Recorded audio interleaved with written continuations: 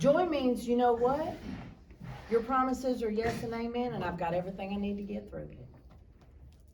But you have to go through it, whatever it may be. Not one person in this room is not gonna go through something. And when you do, it's how you look at it that'll get you through it.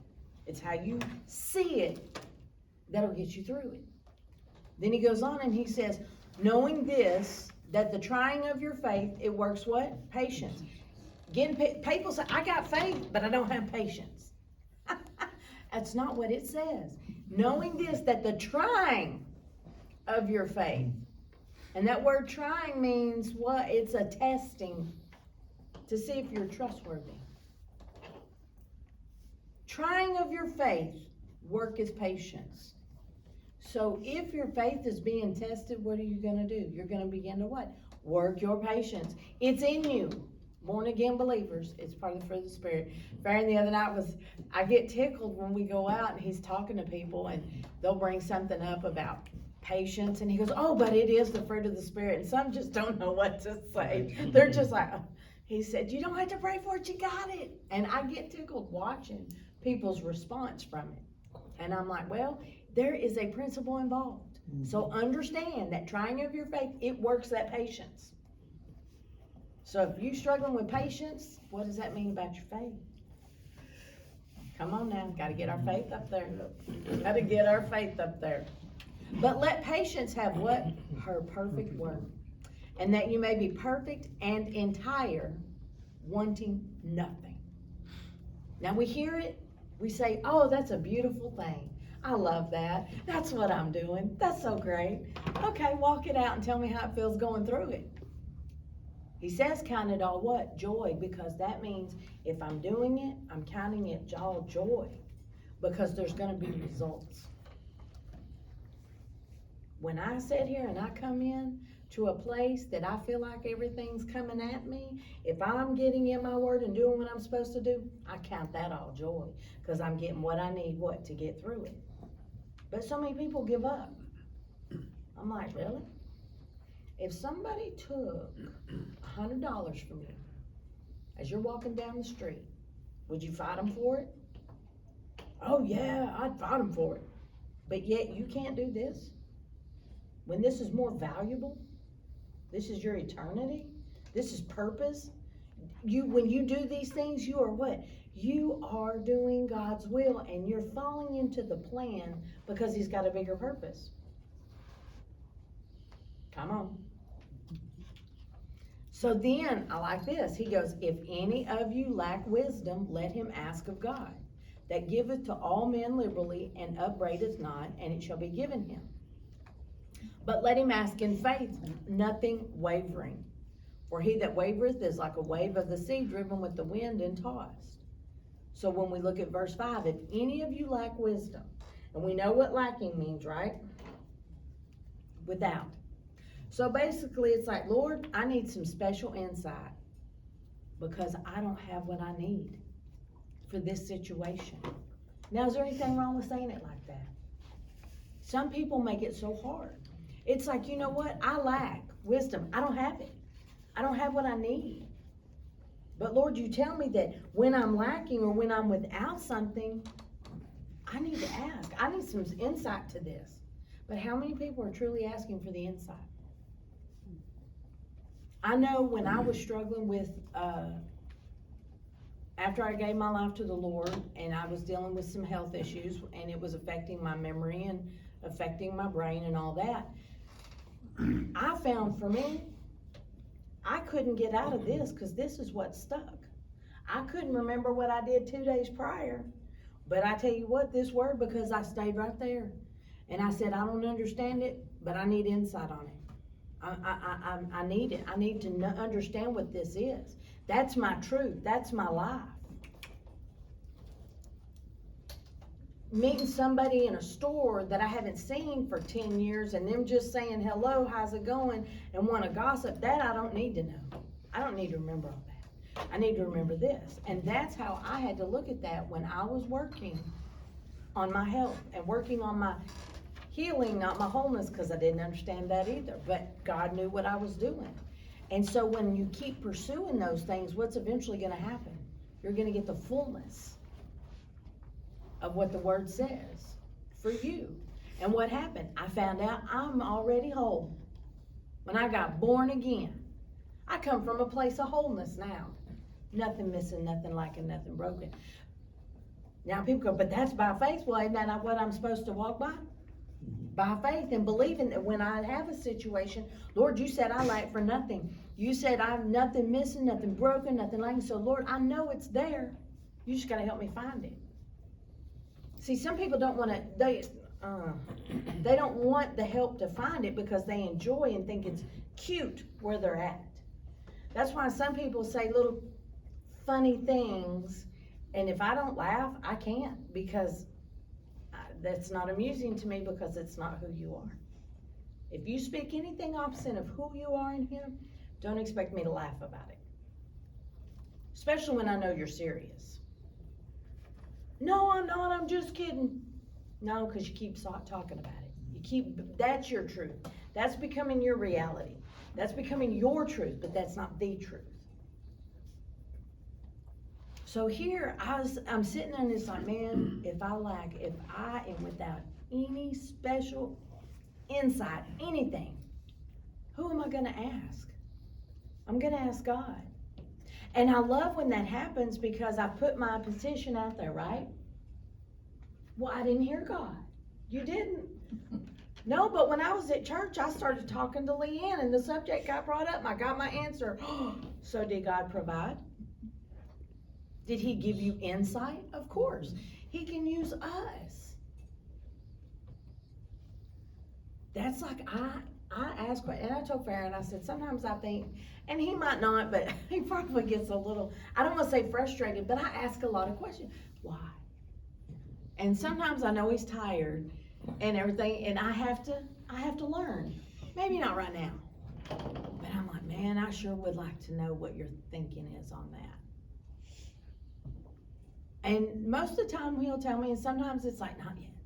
So what do? I write it down. I don't want to forget it. I want to know. So I write it down.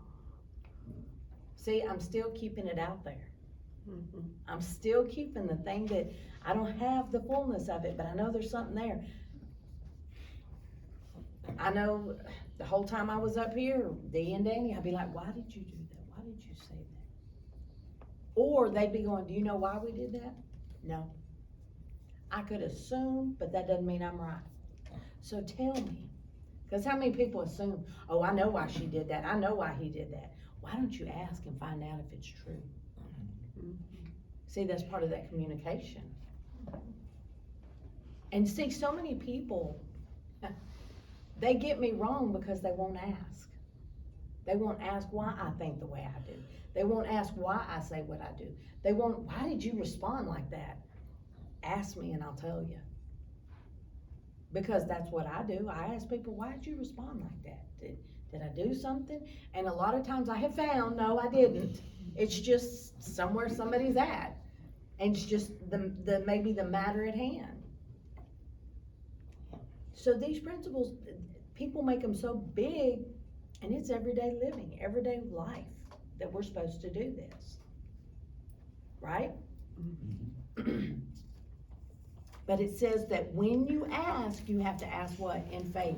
Meaning, I'm gonna ask, and I'm not letting go until I get my answer. I come with full expectation that I will have my answer. It may not be today, I don't know. It may be a week, I don't know. But I love when it happens, it's when I least expect it, because I'm still expecting that answer. And then I'll go about my day. And it's always, and He meets me where I'm at. And I'm like, oh, okay, all right. Have you ever been in a place you're frustrated? You're just frustrated. And then all of a sudden, you go talk to somebody. And after you talk to them, you're like, I feel so much better. I feel better. I didn't say who it was. It's gotta be a certain somebody. It's gotta be somebody that can help you. But the thing is, do you feel better? And you realize it's not as big as you thought it was, but it's because of what you've been processing, as we say, in the back of our mind. We've been meditating on it so much, it's became what? This mountain. It's became a sky rise. And it really wasn't. That's why so many people also aren't getting breakthrough. They have made something so simple that all they had to do was ask, talk to somebody, and they made it such a mountain that they feel like I'll never ever cross over it. Well, no, because it's not a mountain. It's not a mountain.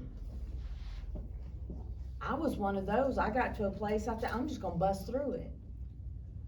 And then I found out it wasn't a mountain to begin with. I made it a mountain. You know? But you just don't understand. My family is, this is going on, that's going on. I tell you what, I've seen God do amazing things in a family just by standing on faith. Just by saying, okay, Lord, where am I lacking? Right? Where am I doing without? And what special instruction do I need? And I've told this over and over, and I'll never stop telling it. God gave me a scripture on both my children, one scripture. That's it. I didn't deviate from it. I had to sit for years and wait, but God didn't let me down. And in God's timing, when I didn't try, I let God do what He did, things turned around. Is it in fullness yet? No. Is it completed yet? No. But the thing was, all I needed was what God said on that situation, and bam, now hold fast. Again, what happens when you're believing in faith and you're working your faith? It's helping you with what? Patience. Yay. Patience. And it says, let patience have what? Her perfect work. Woo!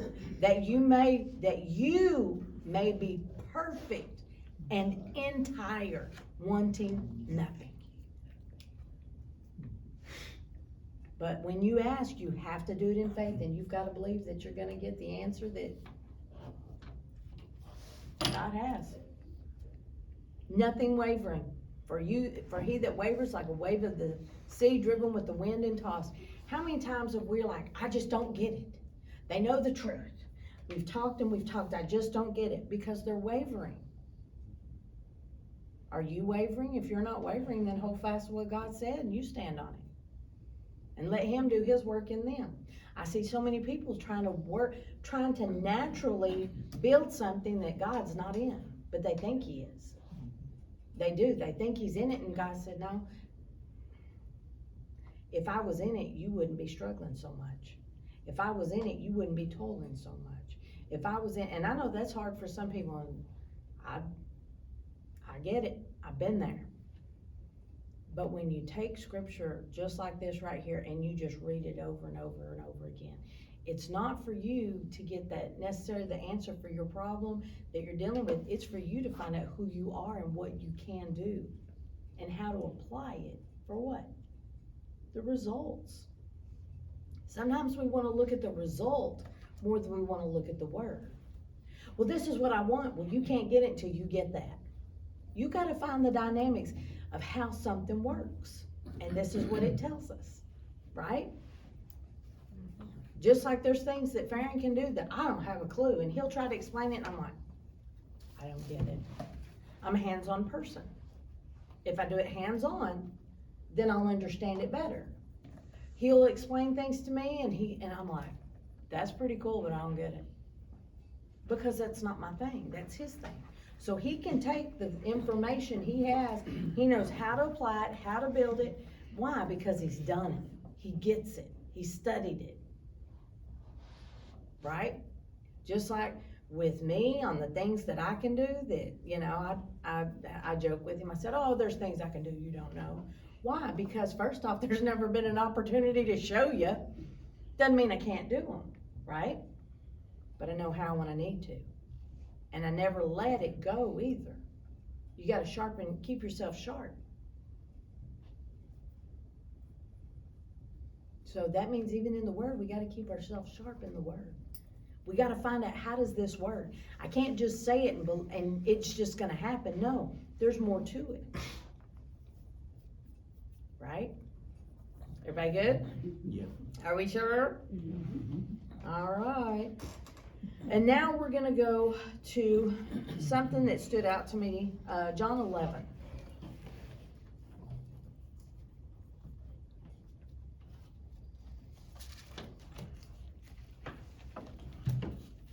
And this is one of those things, when you have the aha moment, it's like, oh my goodness, I've read it and read it and read it and read it, and some of y'all may, oh, I knew that already.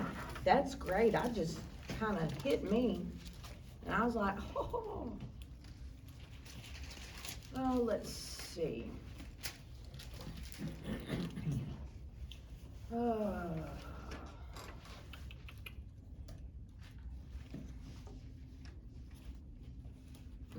All right, we'll just start with, of course, verse 1.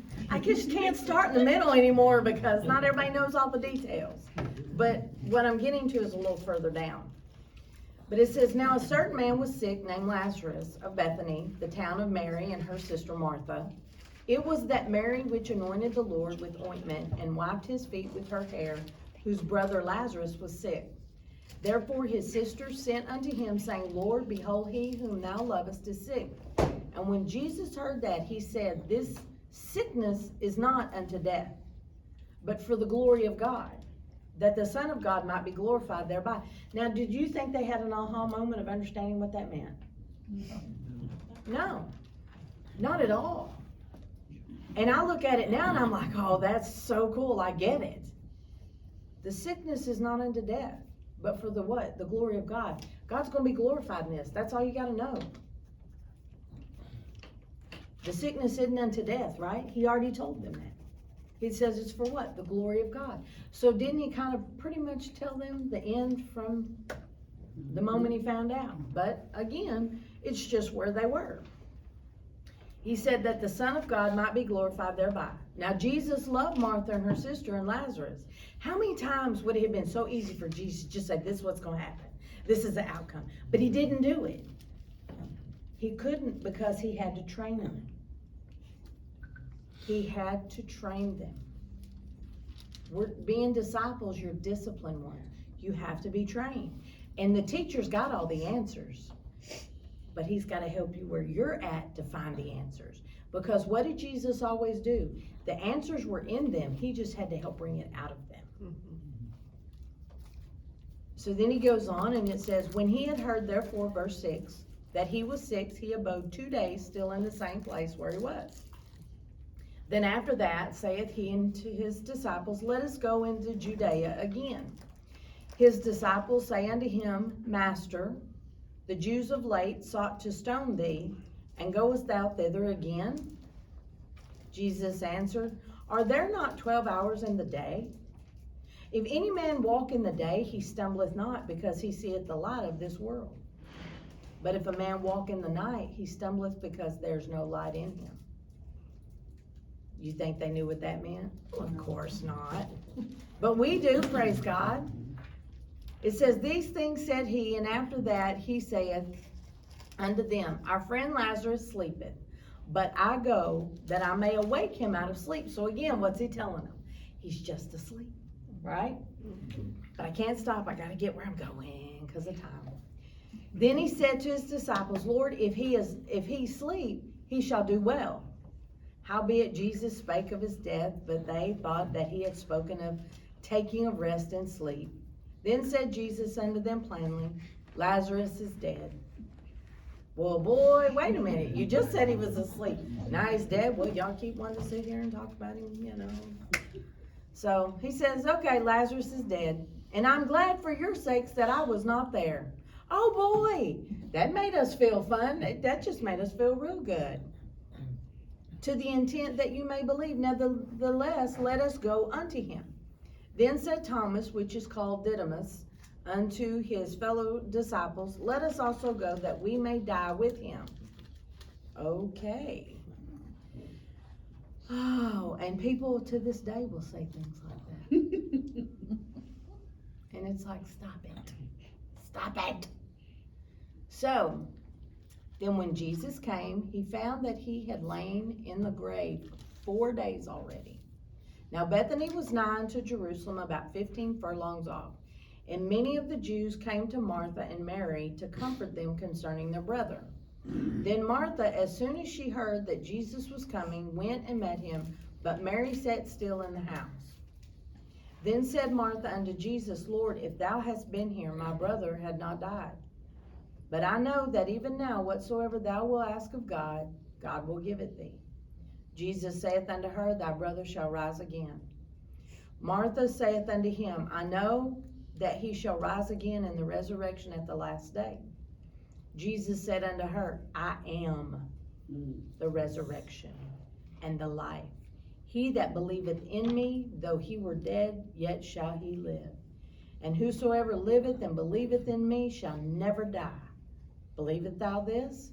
She said unto him, Yea, Lord, I believe that thou art the Christ, the Son of God, which should come into the world.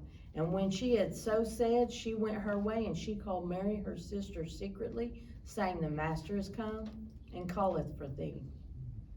As soon as she heard that, she arose quickly and came unto him. Now Jesus was not yet come into the town, but was in that place where Martha met him.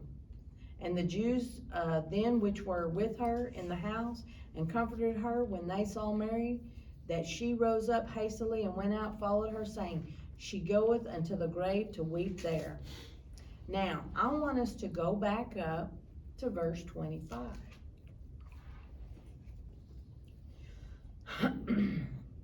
Jesus said unto her, I am the resurrection. That's who he is. And when you look at that word I am, it's present tense, meaning I exist. He's saying I'm the resurrection. I exist. The resurrection exists. It's me. How much plainer can you get? But he's not just saying that. He says, and the life. And that's the Zoe life. That's the breath of life. The soul. So here he is telling them. And what do we quote when our bodies need to line up? Romans 8:11. Yeah, and it says, Same Spirit spirit. that raised Christ from the dead dwells in me, gives life to my mortal body. and so what is Jesus saying? I'm him. I'm him. You have me, you have resurrection. You have life. That's me. Right? That's what he's telling them. I am. And then we sit here and we, again, has it gotten to that place that once we got Romans 8:11 and I started chewing on that now, every time I see well, you know, we died with him and we rose again. Did we get the fullness of that? Honestly, you go to Romans 8:11, it helps you out a little bit. Then you go here and he goes, no, this is who I am. This is who I am. So if that's who he is, isn't that us also? Yep. Absolutely. But people struggle, just like with them. They were like, but Lord, and he kept telling them he's just asleep. It's all for the glory of God. Just hold fast and watch what resurrection does. All resurrection did was speak to him. Yeah. That's all it did. And when he spoke, the power of his words, the power that was within him, the resurrection power spoke, and it did what it was called to do. It has a voice.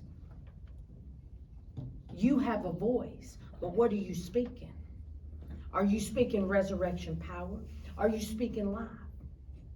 Or are you speaking death? Are you speaking those things that you don't want to really, truly be set free from, and you're highlighting and speaking that more than you are this? We have to be honest with ourselves. There are the areas in my life, the more I ask and seek the Lord and know that there's more here, I gotta know it.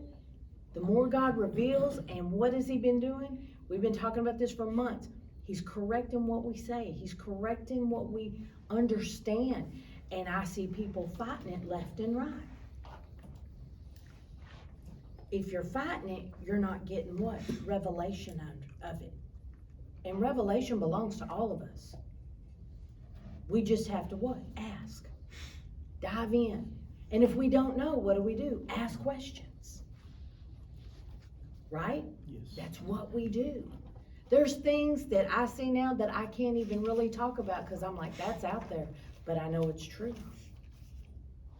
I do, because it's like, oh, there's so much.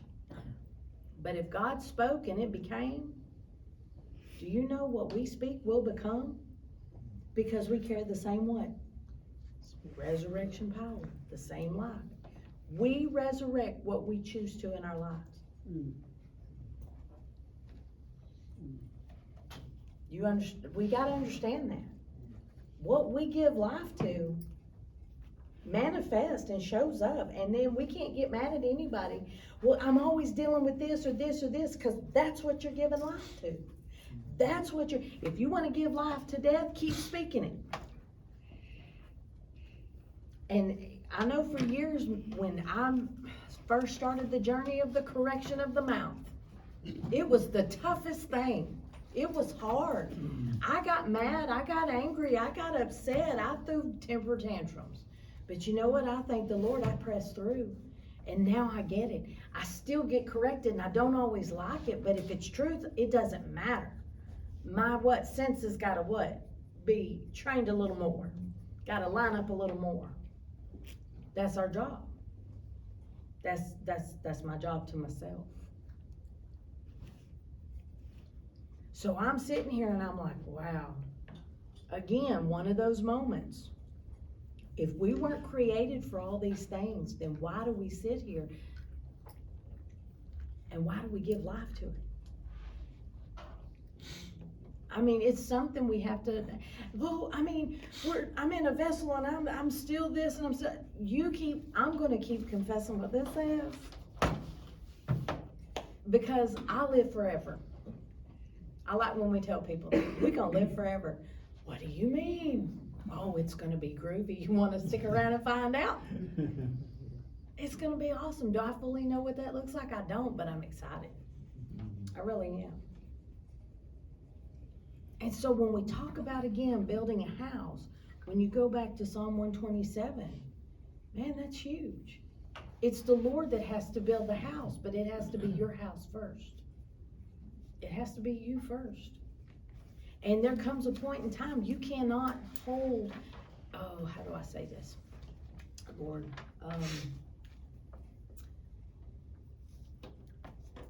people come to a place of accountability and you can no longer hold guilt or anything else based on their decisions. It's hard. Well, what if? You know what? I could say what if on a whole lot of things, but it's like, no, I'm not going to anymore. I told truth. I did everything I was supposed to do. Now it's out of my hands. So many people keep carrying a lot of guilt. A lot of things that aren't theirs. It's not theirs to carry. Never was. We do our part, and then sometimes we have to sit back, and we were just talking about this the other day. Sometimes you just have to sit back and you just have to watch the choices people make, and knowing that it's not the right choice or the best choice, and there's nothing you can do if they don't want to do it any different. And it's hard. It's tough, but guess what? That's part of what? That faith too, working that faith out. That's part of sitting here and trusting God that, Lord, you know what? I did my part, so that's on you now.